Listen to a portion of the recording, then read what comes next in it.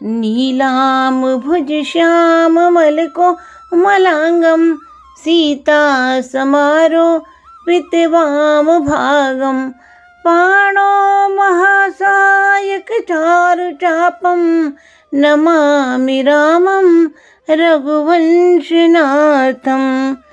आश्रम एक दीख मग माही खग मृग जीव जंतु तह नाही। पूछा मुनि शिला प्रभु देखी सकल कथा मुनि कहा विशेषी।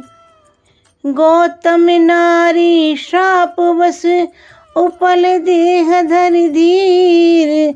चरण कमल रज चाहते कृपा करहु रघुबीर। इस चौपाई से आप समझ गए होंगे कि आज मैं आपको गौतम ऋषि और उनकी पत्नी अहिल्या की कथा सुनाने जा रही हूँ। महर्षि गौतम सप्त ऋषियों में एक ऋषि हैं। कहीं कहीं पुराणों में ऐसी कथा मिलती है कि महर्षि अंधतमा थे, यानी जन्म से अंधे थे। उन पर स्वर्ग की कामधेनु प्रसन्न हो गई और उस गौ ने इनका तम हर लिया।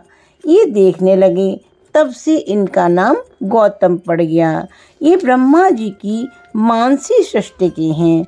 पुराणांतरों में ऐसी कथा आती है कि सर्वप्रथम ब्रह्मा जी की इच्छा एक स्त्री बनाने की हुई। उन्होंने सब जगह से सौंदर्य इकट्ठा करके एक अभूतपूर्व स्त्री बनाई।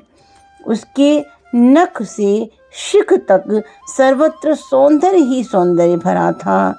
हल कहते हैं पाप को, हल का भाव हल्ले, और जिसमें पाप ना हो उसका नाम अहिल्या है। अतः उस निष्पापा का नाम भगवान ब्रह्मा ने अहिल्या रखा।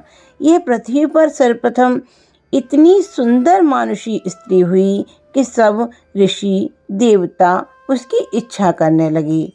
इंद्र ने तो उसके लिए भगवान ब्रह्मा से याचना भी की, किंतु ब्रह्मा जी ने उसकी प्रार्थना स्वीकार नहीं की। ऐसी त्रिलोक्य सुंदरी ललना को भला कौन नहीं चाहेगा। उन दिनों भगवान गौतम बड़ी घोर तपस्या कर रहे थे। ब्रह्मा जी उनके पास गए और जाकर बोले, यह अहिल्या तुम्हें हम धरोहर के रूप में दिए जाते हैं, जब हमारी इच्छा होगी ले लेंगे। ब्रह्मा जी की आज्ञा ऋषि ने शिरोधार्य की। अहिल्या ऋषि के आश्रम में रहने लगीं। वे हर तरह से ऋषि की सेवा में तत्पर रहती और ऋषि भी उसका धरोहर की वस्तु की भांति ध्यान रखते, किंतु उनके मन में कभी किसी प्रकार का बुरा भाव नहीं आया। हजारों वर्ष के बाद ऋषि स्वयं ही अहिल्या को लेकर ब्रह्मा जी के यहाँ गए और बोले, ब्राह्मण आप अपनी यह धरोहर ले लें।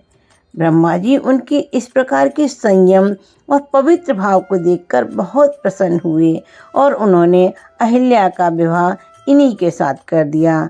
ऋषि सुखपूर्वक इनके साथ रहने लगे। इनके एक पुत्र भी हुए जो महर्षि शतानंद के नाम से विख्यात हैं और जो महाराज जनक के राजपुरोहित थे।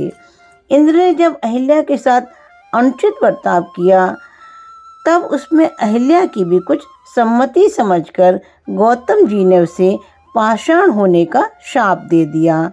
तब ब्रह्मा जी ने भी शाप दिया कि आज से केवल अहिल्या में ही संपूर्ण सौंदर्य न रहकर पृथ्वी भर की स्त्री मात्र में बढ़ जाएगा।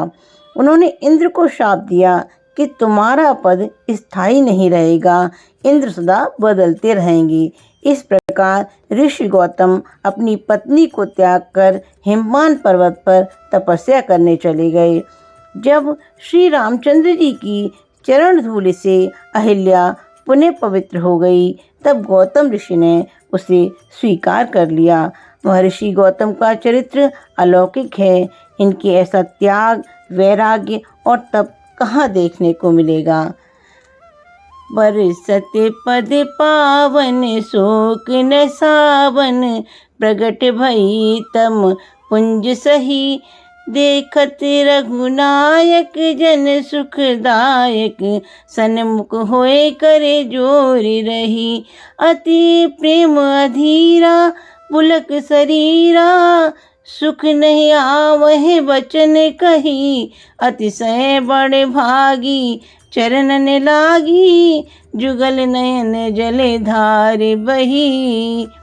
धीरज मन कीना प्रभु कहु चीना, रघुपति कृपा भगति पाई, अति निर्बल वाणी स्तुति ठानी, ज्ञान गम्य जय रघुराई।